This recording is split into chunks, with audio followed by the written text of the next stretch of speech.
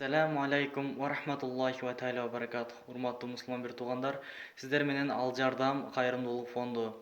Бүгүнкү күндө Ал Жардам кайрымдуулук фонду өз жумушун улантууда. Биз сиздерге отчет берип коюуну туура көрдүк.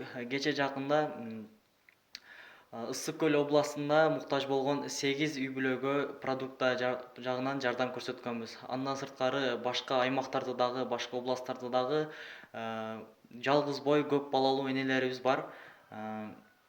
Аларга дагы колдоо иретин көрсөтүү максатында жанына барып кабар албасак дагы, бирок эл сом аркылуу акча жөнөтүп, бизге чогулган акчаларды өз ээсине тапшырып жатабыз.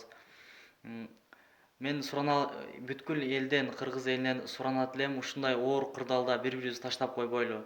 Эгер бизди колдойм дегендер болсо, анда ошол инсандар үчүн экран астында маалыматтар калдырабыз. Ассаламу алейкум ва рахматуллахи ва тааля ва баракатух.